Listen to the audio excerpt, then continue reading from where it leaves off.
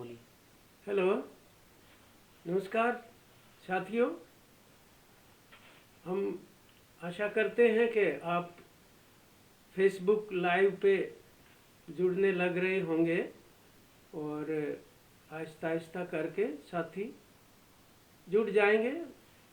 आप थोड़ा बहुत रिएक्शन भी दे सकते हैं कमेंट में, ठीक से आवाज़ आपको सुन रही है कि नहीं सुन रही है, तस्वीर नज़र आ रही है कि नहीं आ रही है। कृपया करके कोई साथी ये उसके अंदर डाल दें। जुड़ना शुरू हो गए हैं, मैं देख रहा हूँ स्क्रीन के ऊपर।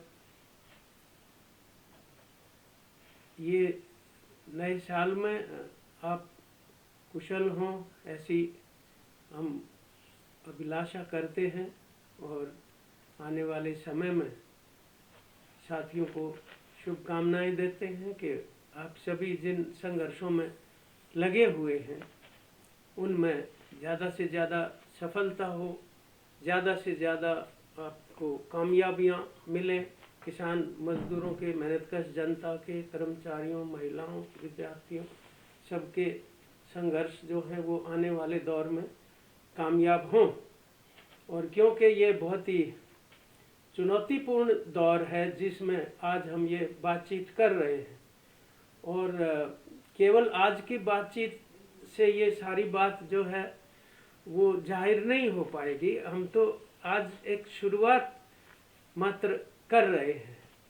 तो आप सभी की तरफ से लेनिन जो एक महान क्रांतिकारी और सर्वहारा वर्ग के अंतर्राष्ट्रीय नेता थे, उनको नमन करते हैं, श्रद्धांजलि अर्पित करते हैं। कल का दिन 21 जनवरी उनका इंतकाल हुआ था 1924 में, 21 जनवरी के दिन। तो इस मौके के ऊपर बहुत सारे लेख, आर्टिकल, बातचीत किताबों के अंदर, अखबारों में आपको पढ़ने को मिलेंगे और सोशल मीडिया पे भी बहुत सारी बातचीत सुनने का इस मौके पे अवसर मिलेगा।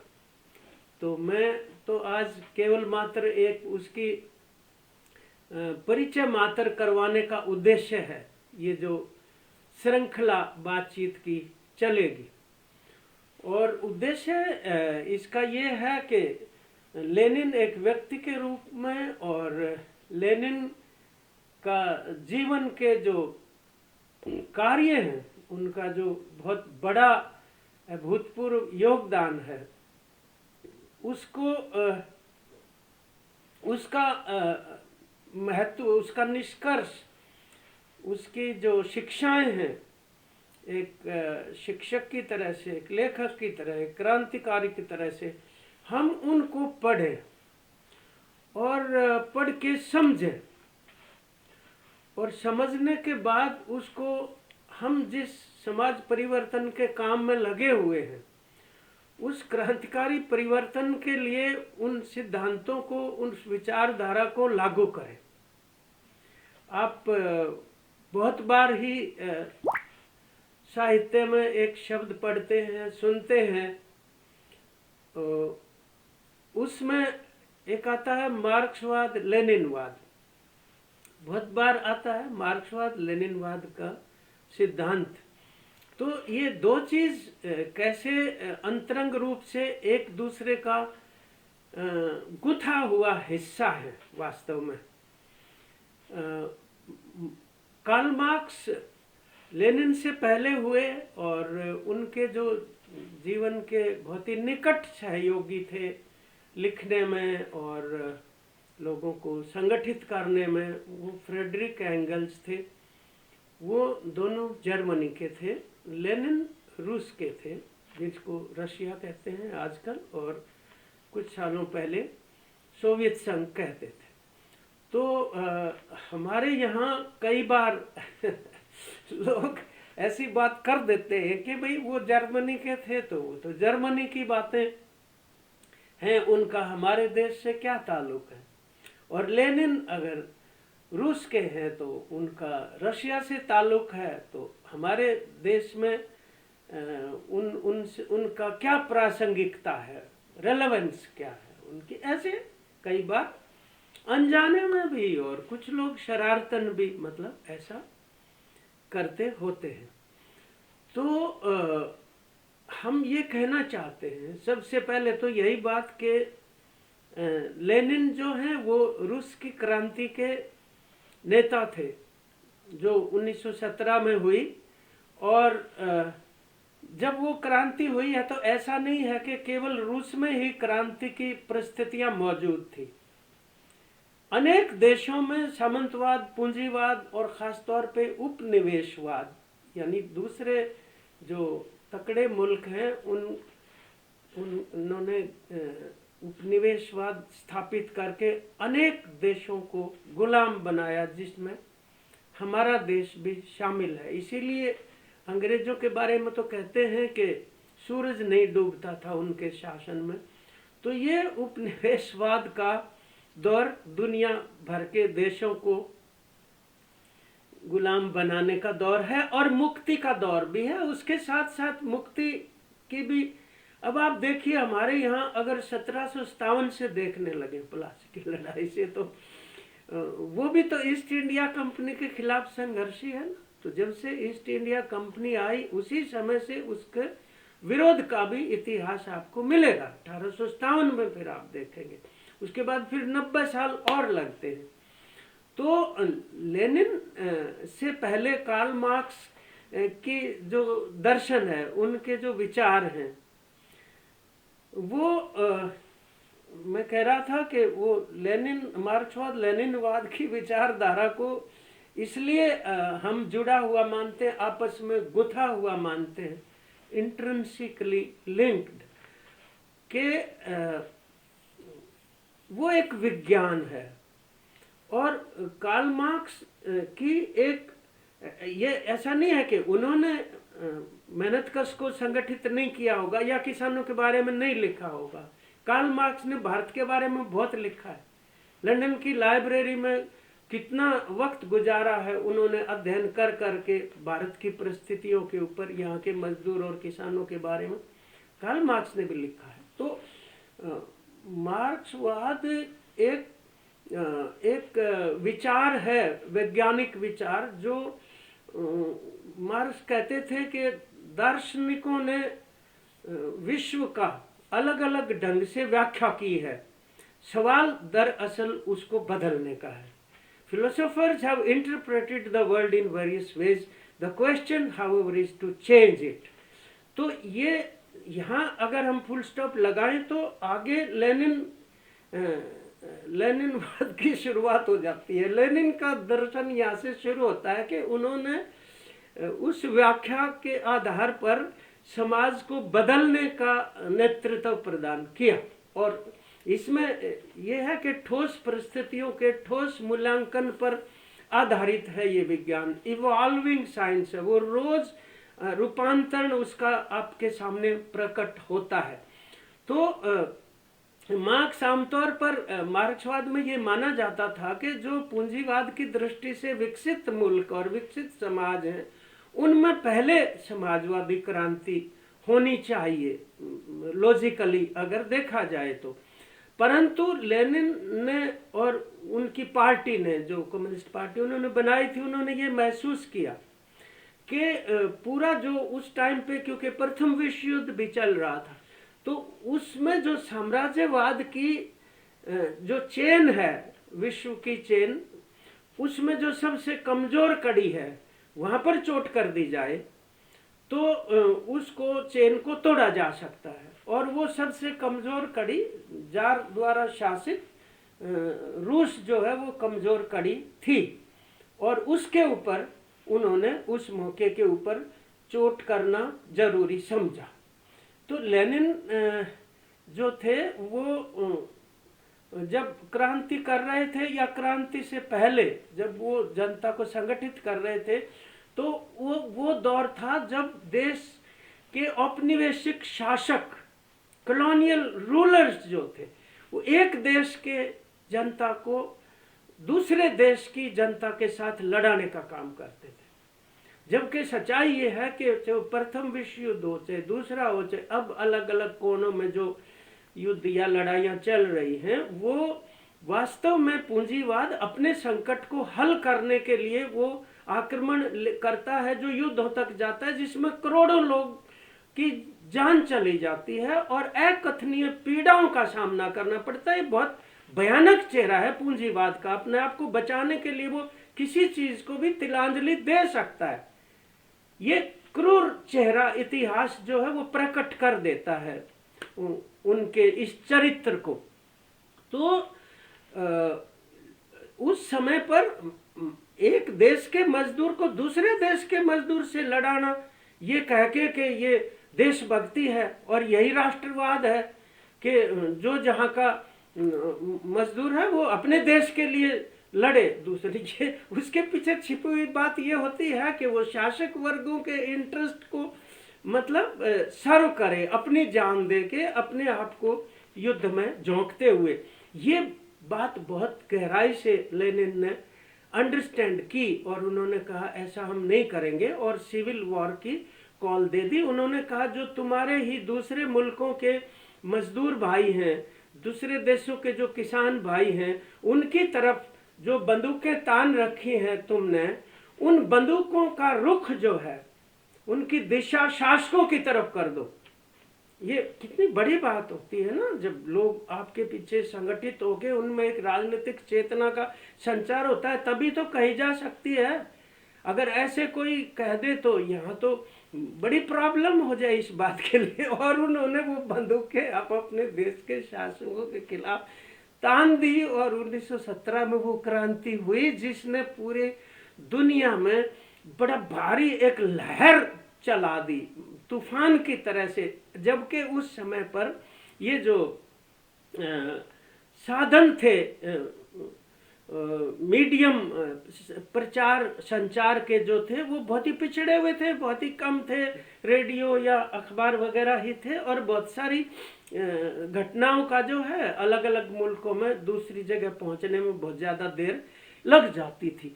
लेकिन लेनिन ने 1908 में 1917 में क्रांति होती है, तो हमारे देश के अंदर जो अंग्रेज जिस तरीके की ज्यादतियां कर रहे थे यहाँ पे, उस मौके के ऊपर उन्होंने अपने लेखों में इस बात का उल्लेख किया है, चर्चा की है लेनिन ने कि किस तरीके से मजदूर जो हैं वो अंग्रेजों के खिलाफ संघर्ष करने में जो हमारे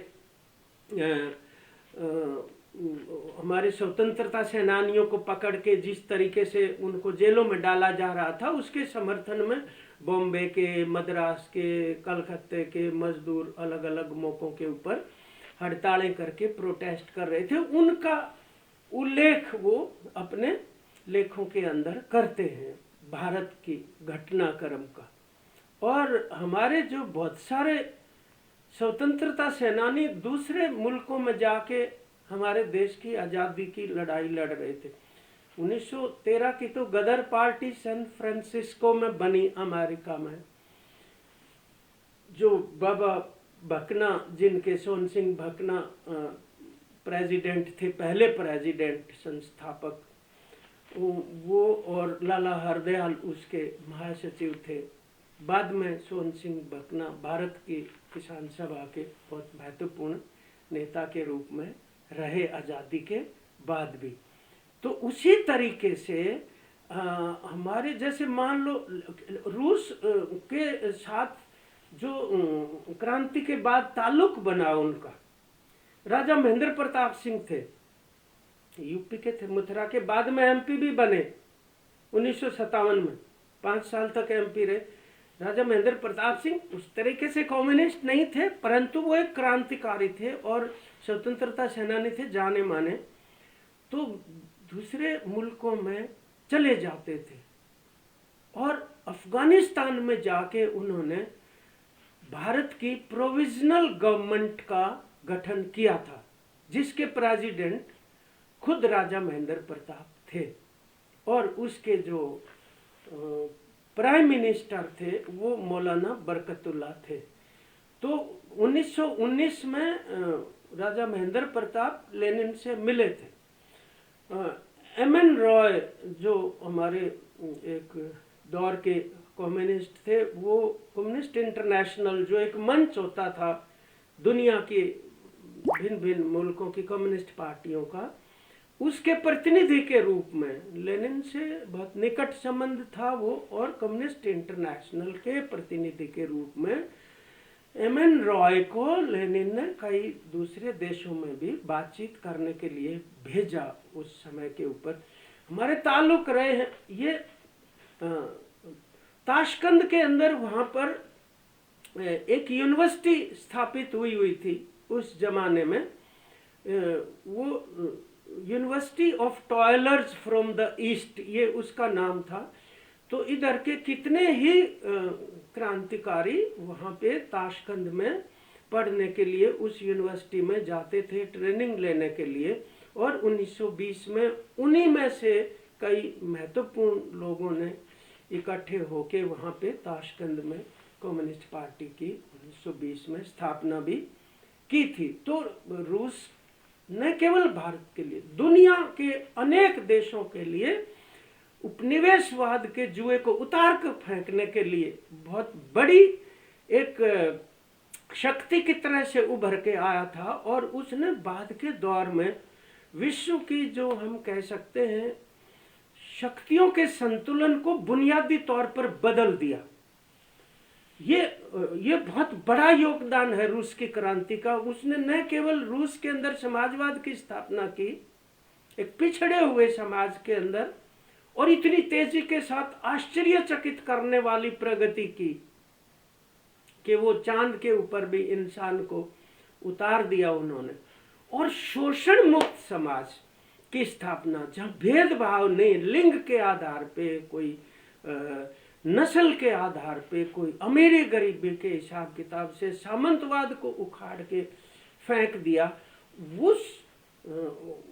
उस व्यवस्था ने जो प्रभाव छोड़ा बहुत गहरा दुनिया भर के अंदर, तो ये आज हालांकि हम बाद में इसकी बात करेंगे कि सोवियत संघ एक व्यवस्था के रूप में समाजवाद को वहाँ धक्के लगे। आप कह सकते हैं कि आज से कोई 25-30 साल पहले, यानी 1990 के आसपास, अब वो एक पूंजीवादी मुल्क ही है। लेकिन इसका मतलब ये नहीं है कि वो जो 70-75 साल का समाजवादी व्यवस्था की जो श्रेष्ठता है, यानी इंसान की मुक्ति के लिए और एक बेहतर जीवन संभव है और पूंजीवाद का विकल्प भी संभव है समाजवाद के रूप में, ये प्रमाणित करने की दिशा में एक बड़ा योगदान रूस की क्रांति का था, जो लेनिन के नेतृत्व में हुई क्रांति। और लेनिन एक बहुत ही मास्टर टैक्टिशियन जिसको कहते हैं ना, वो एक कार्यनीति के बहुत ही मंझे हुए, सधे हुए, क्या कहते हैं, व्यक्ति थे, उच्च कोटि के चिंतक और उच्च कोटि के क्रियान्वयन करने वाले, लागू करने वाले। उसको कई बार ना ऐसे सुनने को मिलते थे कि भाई जब क्रांति 1917 में हुई और सेंट पीटर्सबर्ग जहाँ पे वो जार का पैलेस था, उसके ऊपर जो हमला बोलना था, तो पहला तोप का गोला जो छोड़ा जाना था, उसके ऊपर चर्चा हो रही थी कम्युनिस्ट पार्टी के अंदर नेतृत्व में। तो लेनिन ने ये कहा, अगर वो पहला शॉट और वो क्रांति की शुरुआत अगर हम आज करते हैं तो बहुत जल्दी है, और परसों करते हैं तो बहुत लेट हो जाएंगे। तो इसका मतलब कल हमें किसी वक्त वो करनी पड़ेगी। तो वो जो है ना, जिसको कहते हैं ठोस परिस्थितियों का ठोस मूल्यांकन, यानी किसी मुल्क की कितनी भी स्थिति खराब हो जाए, अगर वहां पर उसको बदलने के लिए जनता का संगठित होके अगर एक पार्टी का निर्माण वो नहीं करते हैं, क्रांतिकारी पार्टी का, तो क्रांति नहीं हो सकती है, कितनी परिस्थिति खराब हो जाए। अभी आज आप देख लो, दुनिया के कितने ही मुल्कों के अंदर बड़ी बड़ी हड़ताल, किसानों की, मजदूरों की, लाखों लाख अमेरिका में, इंग्लैंड में, फ्रांस में, स्पेन में, इटली में, पुर्तगाल में कितनी बड़ी बड़ी हड़तालें हो रही हैं, लेकिन उनका असर वहां की राजनीतिक परिस्थितियों में बदलाव की तरफ नजर नहीं आ रहा है, क्योंकि वो जिसको सब्जेक्टिव फैक्टर कहते हैं वो तैयार नहीं है ऑब्जेक्टिव फैक्टर की मैच्योरिटी के बावजूद। तो सब्जेक्टिव और ऑब्जेक्टिव फैक्टर यानी इनको हम मनोगत और वस्तुगत कारक भी कह सकते हैं, वो अगर उन दोनों का परिपक्वता है तभी वो एक क्रांतिकारी परिवर्तन को ट्रिगर कर सकते हैं, उसको सफलता तक अंजाम दे सकते हैं। ये लेनिन का इस मामले में दूसरा बड़ा अगर हम कंट्रीब्यूशन देखते हैं तो उन्होंने जो मजदूर वर्ग के साथ साथ किसान का गठजोड़ बनाने के ऊपर जो जोर दिया, और वही गठजोड़ था मजदूर और किसान का जिसने रूस की क्रांति को स्थापित किया, और न केवल स्थापित किया बल्कि बाद में उसको बचाया भी। कितने ही मुल्कों ने जो साम्राज्यवादी देश थे उसका बिल्कुल शिशु काल में समाजवाद का गला घोंटने के लिए जिस तरीके से घेराव किया, चारों तरफ से उसकी नाकेबंदी करके रखी, उसका मुकाबला करना और उसके इतने जबरदस्त आक्रमण से समाजवाद को और क्रांति की रक्षा करना, उसको बचा के रखना बहुत बड़ा कंट्रीब्यूशन है। अगर हम मान लो पेरिस कम्यून को का उदाहरण यहाँ पर देखने लगे, पेरिस कम्यून आपको पता है कि 1871 में पेरिस में मजदूरों ने सत्ता अपने हाथ में ले ली थी, यानी उस टाइम तो लेनिन 1 साल के ही होंगे क्योंकि 1870 में पैदा हुए। तो वो 70-75 दिन तक कार्ल मार्क्स पेरिस कम्यून की घटना को लिख रहे हैं और उसके ऊपर अफसोस प्रकट कर रहे हैं कि ये इतनी जबरदस्त जो एक मुक्ति की घटना घटने लग रही है, ये किस तरीके से विफल होने का इसके अंदर अंदेशा है, इस बात पे अफसोस प्रकट कर रहे होते हैं। और वो विफल हुई। 70-75 दिन तक मजदूरों ने पेरिस में शासन किया, लेकिन उसकी एक कमी बहुत बड़ी ये थी कि उसके पीछे किसान नहीं थे, और वो क्योंकि एक सुसंगठित राजनीतिक पार्टी की तरह से नहीं था, और ये भी एक सबक था उसका। तो इसी प्रकार से मतलब बाद में हम बात करें कि रूस की क्रांति को स्थायी बनाने में कितने ही देशों के जो अनुभव हैं उनका इस्तेमाल किया गया।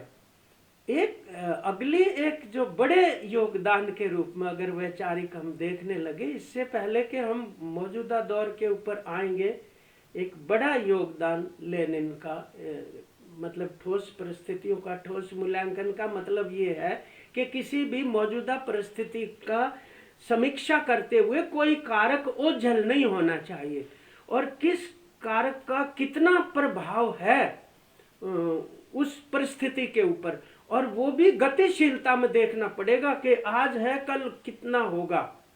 ये इसको बोलते हैं concrete analysis of concrete conditions, ठोस परिस्थितियों का ठोस मूल्यांकन, जो आपको आज भी उसका आधार जो है वो अंतर विरोधों का अध्ययन उसको कहते हैं। क्योंकि हर चीज का, जैसे मान लो कि मुनाफा और श्रम, labour and profit, labour and capital, इसका एक कॉन्ट्राडिक्शन है। निश्चित रूप से वो किसी की इच्छा मात्र से गायब नहीं हो सकता, या उनमें से एक को जाना होगा। निश्चित रूप से कैपिटल जा सकती है, श्रम तो नहीं जा सकती, क्योंकि श्रम से कैपिटल बन रहा है। इसी प्रकार से अलग अलग मुल्कों के जो जनता और वहाँ के शासकों का एक अंतर विरोध वो रहता है उन नीतियों को लेके, जो एक अच्छे जीवन की कामना लोगों में और शासन की लूटने की जो प्रवृत्ति और उसका एक इनहेरेंट जो इंटरेस्ट है उसके अंदर निहित है जो स्वार्थ, उसके बीच का कंट्रोडिक्शन।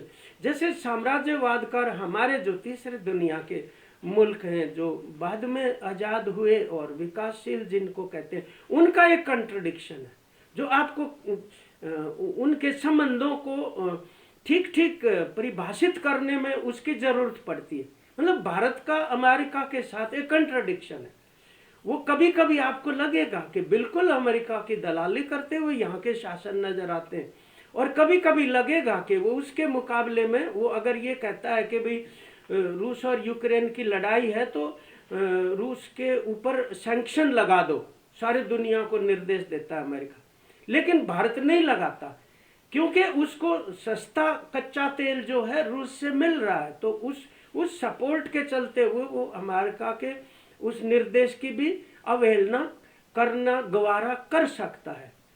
और वो तो चलो एक अलग विषय भी है कि जितना क्रूड ऑयल वो इतने सस्ते में ला ला के पिछले कुछ महीनों के अंदर, सालों के अंदर, और उसकी रिफाइनमेंट करके अडानी ने कितना पैसा धन जमा किया होगा, ये कैलकुलेट करने से पता चलेगा। तो चलो एक वो हम बात करें कॉन्ट्राडिक्शन की और अंतर विरोध का स्वरूप क्या है।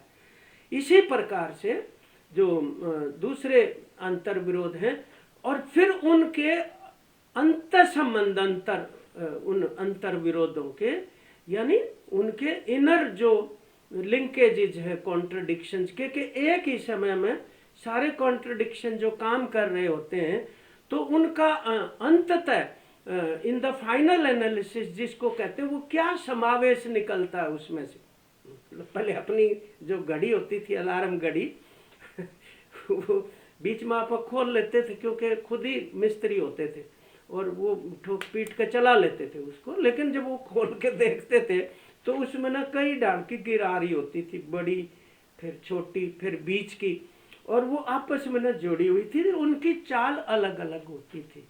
इसी प्रकार से कॉन्ट्रडिक्शंस की भी अपनी एक चाल होती है।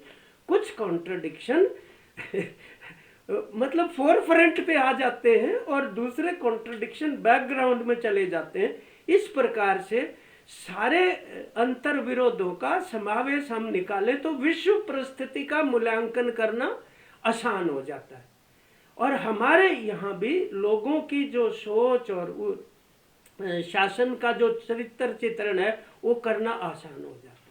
लेकिन कुछ जो बुनियादी चीजें होती हैं, जैसे लेनिन ने राज्य के चरित्र चित्रण जो किया, स्टेट का कैरेक्टराइजेशन, और जो मतलब वो जो स्टेट है उसकी ताकतें क्या क्या हैं, विचारधारा के अलावा फौज है, न्यायपालिका है, कार्यपालिका है, ये तमाम जो है वो स्टेट की आर्म्स होती हैं, उसके अंग हैं। ये किसी को भ्रम नहीं होना चाहिए उसके बारे में।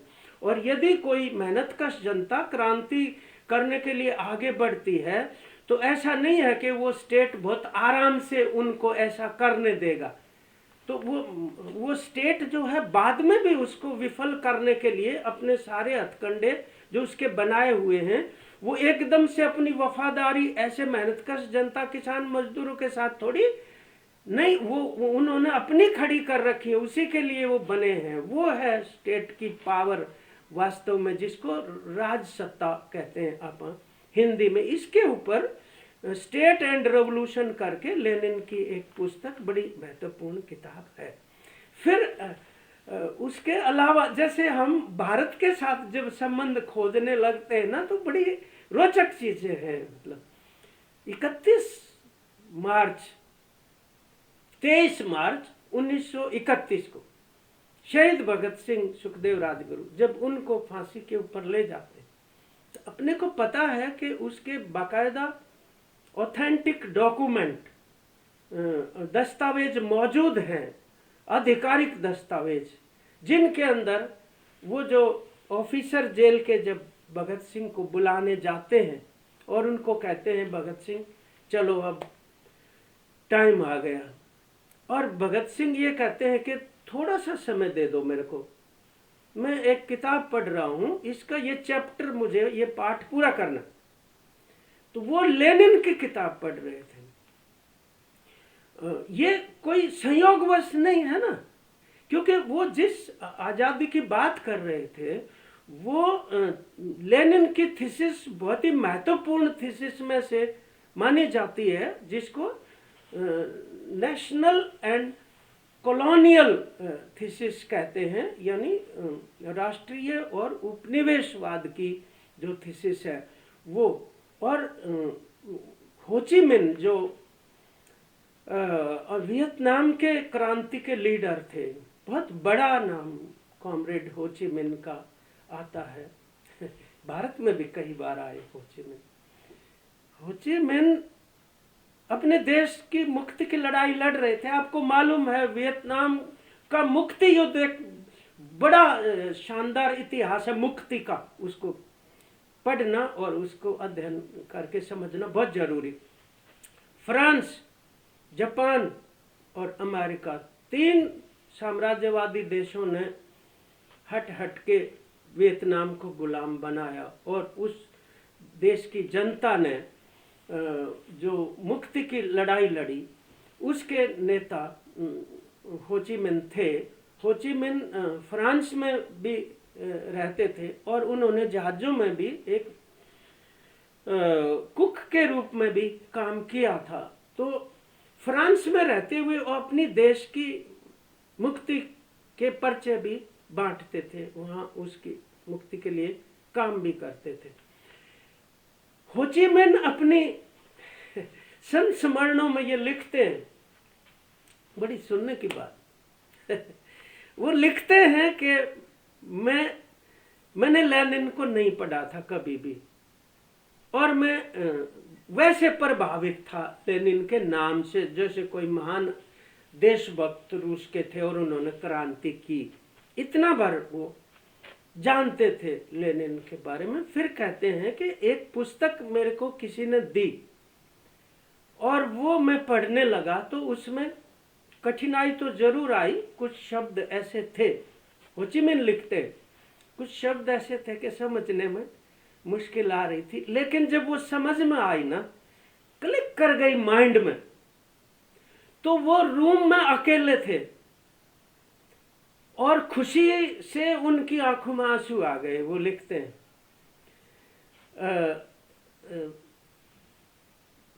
बादल सरोज लिख रहे हैं कि हमें शेयर का ऑप्शन नहीं दिख रहा है इसमें। मुझे मालूम नहीं कॉमरेड, शेयर का ऑप्शन कहाँ पे दिखे अभी साथी कोई प्रोवाइड कर सके तो कर दें। हो ची मिन खुशी में रो पड़े और किसी के सामने वो अपनी अभिव्यक्त करने, क्योंकि रूम में अकेले थे फ्रांस के अंदर, और वो चीख पड़े जोर से। अपनी जनता को वो कहने लगे देशभक्त साथियों, ये है हमारी मुक्ति का रास्ता। वो कॉलोनियल थीसिस को पढ़ के, ये हो ची मिन के, और हम और आप लोग कई सारे जब विद्यार्थी थे यूनिवर्सिटी में, तो वियतनाम की मुक्ति के लिए हम SFI के झंडे के नीचे संघर्ष किया। साउथ अफ्रीका की मुक्ति के लिए भी किया, फलस्तीन की मुक्ति के लिए किया, सिग्नेचर भी करवाते थे क्लास में। तो वियतनाम को लिबरेट करने में बहुत बड़ा रोल। हम ये कह रहे हैं साथियों कि मान लो 1971 में जब बांग्लादेश बनने लगा और वो मुक्ति संघर्ष वहाँ चला पाकिस्तान से अलग होने के लिए, तो भारत मदद कर रहा था बांग्लादेश की, क्योंकि वो न्यायोचित बात थी कि धर्म के आधार पर कोई भी जो देश बनाने की कोशिश करेगा ना, वो देश टूट जाता है। और ये पाकिस्तान उदाहरण है हमारे सामने, इस्लाम के नाम पर बनाया था, टूट गया। तो उस समय के ऊपर अमेरिका ने अपना 7वां बेड़ा, 7th फ्लीट कहते हैं, शिप का हिंद महासागर में भेज दिया था उस मुक्ति संघर्ष को कुचलने के लिए बांग्लादेश के। और पीछे पीछे सोवियत यूनियन ने अपना बेड़ा भेज दिया था कि चलो तुम काशी तक चलते हो, हम देखेंगे तुम्हें। और अमेरिका को अपना 7वां बेड़ा वापस लेना पड़ा था। ऐसे कितने ही देश हैं जिनकी राष्ट्रीय मुक्ति के लिए सोवियत संघ ने हर तरीके का योगदान दिया, अपने ऊपर बोझ उठा के भी दिया। और इतने आप ये लगा लो 15-20 साल की समाजवाद की स्थापना के बाद सोवियत संघ ने जो तरक्की की है, ये जो विकसित मुल्क हैं, इन्होंने दुनिया भर को लूट के भी 200 साल में भी उतनी तरक्की नहीं की। क्यों? इसका कारण ये है कि जो उत्पादन के संबंध जब गुलामी के होते हैं, शोषण के होते हैं, गैर बराबरी के होते हैं, तो एक बिंदु के ऊपर जाकर वो उत्पादन में अवरोध बन जाते हैं और वो तरक्की रुक जाती है। समाज का विकास से आप सामंतवाद से देखेंगे और पूंजीवाद से आगे देखेंगे, तो उस समय के ऊपर पैदावार के संबंधों को बदलने की जरूरत होती है, जिसको क्रांति कहते हैं। तो इस प्रकार से जब वो संबंध गुलामी के टूटे जारशाही के, उन्होंने रशिया को, एक सोवियत संघ को एक समाजवादी देश के रूप में बहुत ऊंचे दिशा के अंदर वो लेके गया। तालीम के मामले में, एजुकेशन में, महिलाओं की दशा को लेके, रोजगार देने के स्तर के ऊपर। और सबसे बड़ी बात यह है, सेकंड वर्ल्ड वॉर में अगर लाल सेना नहीं होती, रेड आर्मी सोवियत संघ की, तो फासिज्म को, फासीवाद को, हिटलर शाही को कौन हराता? ये बाकी देश हरा सकते थे क्या? आप थोड़ा सा पढ़ेंगे तो उसका पता चल जाएगा। तो उससे मुक्ति, बर्लिन में जाके लाल झंडा फहरा दिया था और पूर्व यूरोप के कितने ही देशों को फासीवाद के शिकंजे से मुक्त करवाया। ये समाजवाद की बहुत बड़ी, आज मान लो वो विघटन हो गया और वहाँ नहीं, अभी बहुत सारे मुल्कों में है, बहुत सारे मुल्कों में आगे भी बढ़ रहे हैं। खुद हमारे देश के अंदर कम्युनिस्ट पार्टी की जो भूमिका है हमारे देश के अंदर, वो कोई कम महत्वपूर्ण नहीं है। पहली कम्युनिस्ट सरकार, यानी हम ये कह सकते हैं कि पूंजीवादी देश में चुनाव लड़के पहली कम्युनिस्ट सरकार दुनिया की केरल की है 1957 की। और उसके जो परफॉर्मेंस है वहां पे, फिर भूमि सुधार करने में, शिक्षा का प्रसार करने में और जनतांत्रिक संस्थाओं का निर्माण करने के स्तर के ऊपर, और वहाँ धर्मनिरपेक्षता को स्थापित करने के स्तर के ऊपर, इसी प्रकार से कितने 34 साल तक वेस्ट बंगाल में, त्रिपुरा जैसे प्रदेश में, जहाँ पर मतलब राज्य रजवाड़ों से ही मुक्ति कम्युनिस्ट पार्टी के नेतृत्व के अंदर मिली। तो हम ये कह सकते हैं कि ये सोवियत संघ की और दूसरे समाजवादी देशों की सफलता का ही परिणाम था कि पूंजीवादी देशों ने अपने अपने लोगों को जन कल्याण के लिए कई तरह की सुविधाएं देने को मजबूर होना पड़ा। और आज सोवियत संघ नहीं है तो दोबारा से साम्राज्यवाद के पक्ष में परिस्थितियां बदल गई। वरना ये जो कुछ हो रहा है फलस्तीन में, जिस तरीके का गजा के ऊपर कत्लेआम बच्चों तक का, ऐसी कोई सभ्य समाज में ऐसी बात है दुनिया के अंदर कहीं? होलोकॉस्ट अगर हुआ था, हिटलर ने किया, तो यहूदियों के साथ ही किया। आज वो यहूदी, मैं ये नहीं कह रहा कि वो यहूदी सारे के सारे मतलब नेतन्याहू के साथ है, उसके खिलाफ भी है। बहुत बड़ा तबका यहूदियों का सड़कों पे प्रदर्शन भी करता है कि गजा के अंदर ये कत्लेआम बंद होना चाहिए।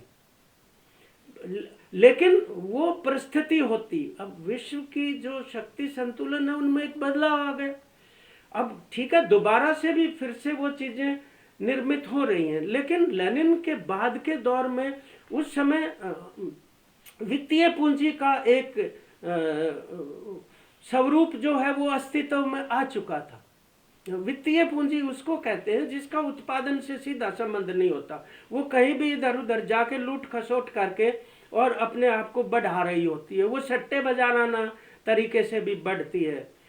वो वित्तीय पूंजी का स्वरूप आज के दिन मतलब बहुत विकसित होके अंतरराष्ट्रीय वित्तीय पूंजी का रूप ले चुका, यानी वित्तीय पूंजी का अंतरराष्ट्रीयकरण हो चुका, जो लेनिन के समय में उसके चिन्ह नजर आ रहे थे।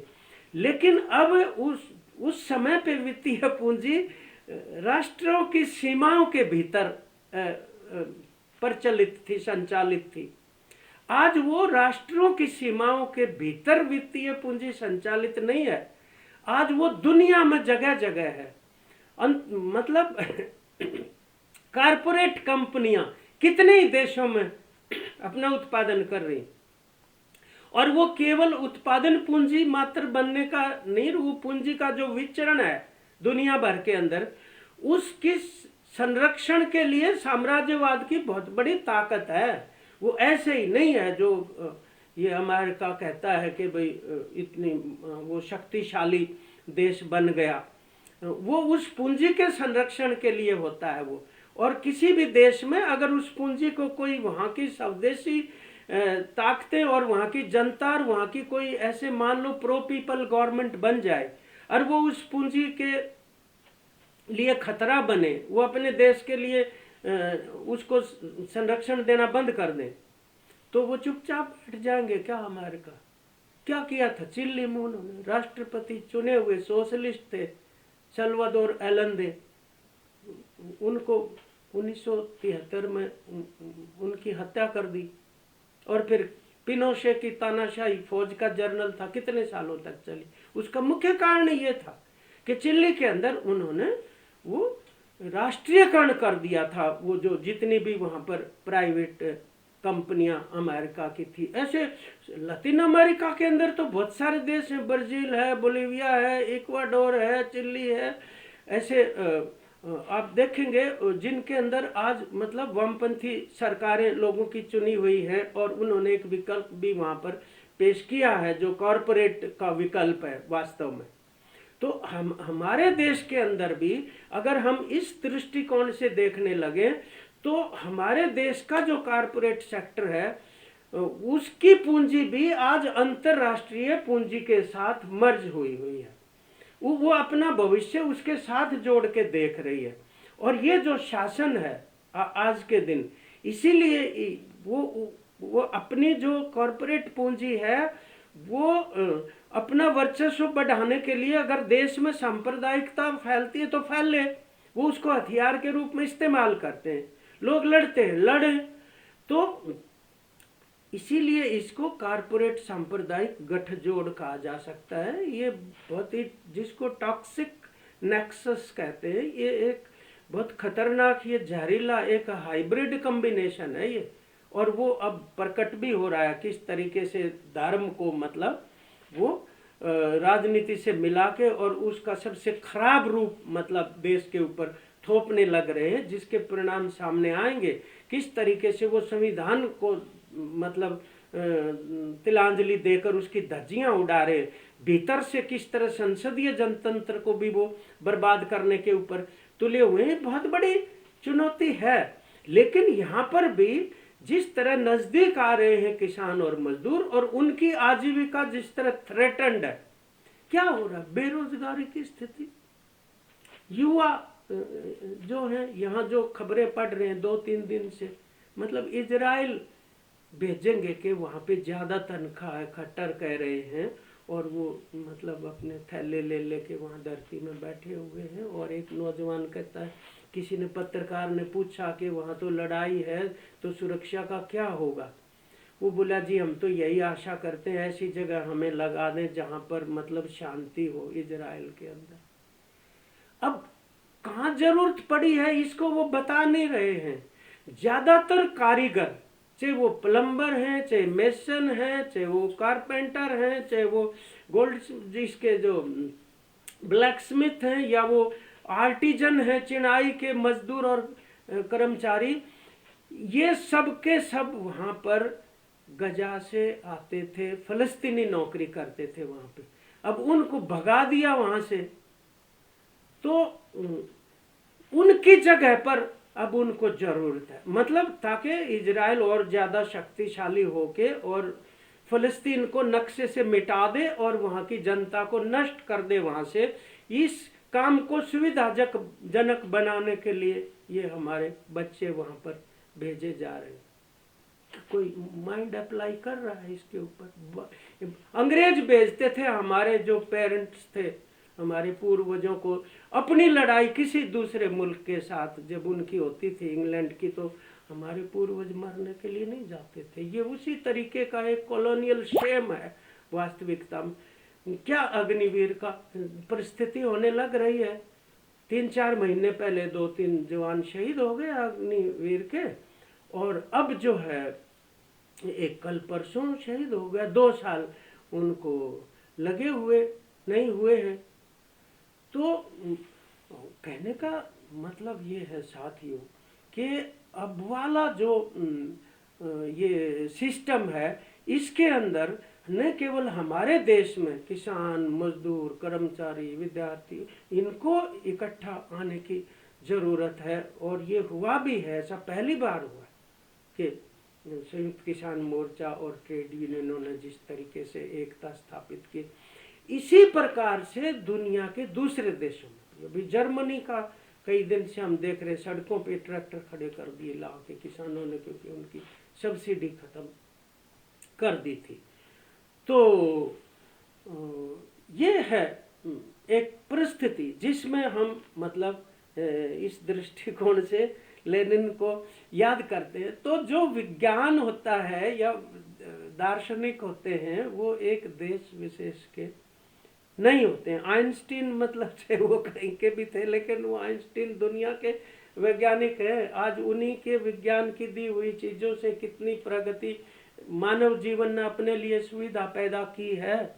या और भी जो दवाइयाँ बनाने वाले वैज्ञानिक हैं या मशीनें बनाने वाले वैज्ञानिक हैं, इसी प्रकार से जो सामाजिक ताना माना निर्मित करने वाले, जो मानव मुक्ति के लिए काम करने वाले सिद्धांतों का अवलोकन करते हैं, वो भी पूरी दुनिया के ही होते हैं। तो लेनिन भी पूरी दुनिया के थे। तो इसलिए साथियों ज़्यादा इसके ऊपर और बात हम ना करें, क्योंकि कल ऑनलाइन नहीं है शायद, लेकिन अलग अलग मौक़ों के ऊपर दूसरे साथी इसके ऊपर रखेंगे। लेकिन मैं आपसे एक आग्रह जरूर करना चाहता हूँ कि ये थ्योरी एंड प्रैक्टिस जिसको कहते हैं, तो वो जुड़ी हुई चीज़ होती है। प्रैक्टिस के बिना थ्योरी कुछ नहीं होती, और प्रैक्टिस के बिना लाइन भी कुछ भी नहीं होती।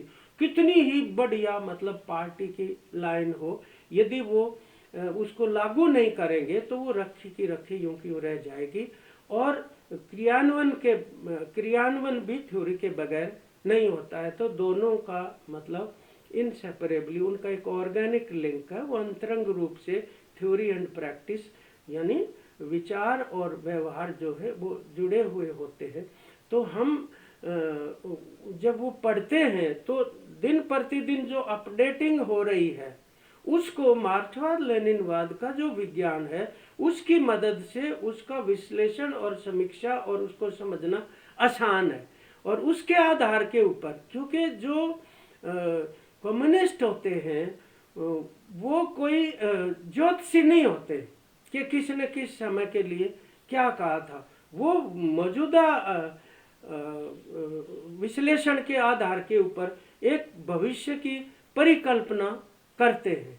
इसी प्रकार से वो कोई व्यक्ति विशेष की ही तरफ, अब मान लो फिदेल कास्त्रो और चे गुवेरा के नेतृत्व में क्यूबा की क्रांति हुई, तो मार्क्सवाद लेनिनवाद को प्रैक्टिस में क्यूबन परिस्थितियां जो हैं उनके अनुरूप उन्होंने लागू किया।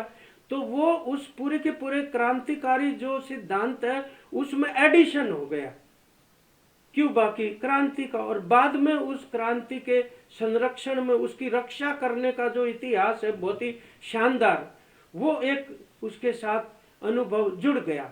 इसी प्रकार से कॉमरेड हो ची मिन्ह का जो हमने उदाहरण दिया, या माओ सेतुंग का चीन के अंदर जो योगदान रहा, तो चीन की परिस्थितियों में समाजवाद का निर्माण करने में उनका एक एडिशन है वो उसके साथ। लिu शाओची का है जो दार्शनिक हुए वहाँ के बहुत बड़े, ऐसा दूसरे भी मुल्कों के अंदर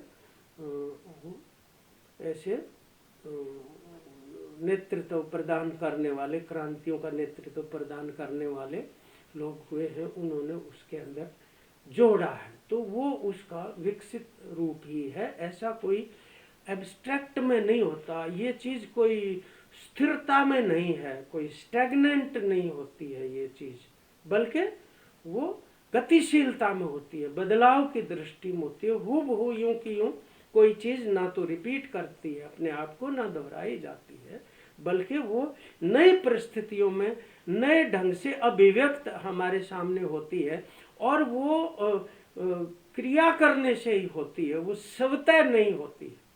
मजदूर या मुलाजिम, सरकारी कर्मचारी या किसान जब वो अपनी आजीविका और आर्थिक परिस्थितियों और आर्थिक मांगों के लिए लड़ाई लड़ता है, तो लेनिन ने ये कहा उनमें अपने आप राजनीतिक चेतना नहीं आ जाती, अपने आप कुछ वर्गीय चेतना तो आ सकती है। जैसे किसानों को ये अंदाजा हो गया कि कारपोरेट का शासन है, वो लड़ाई लड़ते हुए, तो वो चेतना क्रांतिकारी पार्टी को ऐड करनी पड़ती है फ्रॉम विदाउट, यानी बाहर से उसके अंदर डालनी पड़ती है। ये अपने आप होने वाला काम नहीं है। हमारे यहाँ ट्रेड यूनियन आंदोलन का बहुत लंबा इतिहास है, हमारे अपने भारत के बहुत ही समृद्ध अनुभव हैं ट्रेड यूनियन आंदोलन के, किसान आंदोलन के। जब रूस में क्रांति हो रही थी उस दौर के अंदर हमारे यहाँ भी किसानों के विद्रोह के बहुत सारे केंद्र यहाँ पर भी काम कर रहे थे। तो आज जरूरत इस बात की है कि सचेत रूप से भिन्न भिन्न देशों की जनता अपने स्थानों की ठोस परिस्थितियों के अनुसार अपने आप को संगठित करें। नहीं तो स्थिति ये है कि अब मान लो कई सारे मुल्क तो इसलिए युद्ध चाहते हैं, लड़ाइयाँ चाहते हैं, क्योंकि उनकी अर्थव्यवस्था जो है वो युद्ध के उत्पादन पे जुड़ी हुई है, कि उनके हथियार बिकने से मतलब। तो वो जो मंसूबे हैं युद्ध को ख़त्म करने के, उनको भी रोकने के लिए जरूरी है विश्व जनमत जो है वो तैयार हो, और मानव मुक्ति के बगैर ये होने का है नहीं। और अंत में हम ये कहना चाहते हैं कि जो पूंजीवाद है वो एक सड़ी हुई अर्थव्यवस्था, वो सड़ी हुई सामाजिक व्यवस्था है, वो टिक नहीं सकती, वो मुक चुकी, उसके जमाने लद चुके, उसको जाना है। और उससे अगली जो अवस्था है, जब हम उत्पादन के संबंधों के अंदर हम देखते हैं कि निजी यानी उसका उत्पादन सामाजिक है और उसका मलकियत निजी है, ये चल नहीं सकता, बहुत बड़ा अंतर विरोध है ये। तो इसलिए जब उत्पादन सामाजिक स्वरूप का है, कंजम्पशन सामाजिक है, तो उसका स्वामित्व भी सामाजिक ही होगा।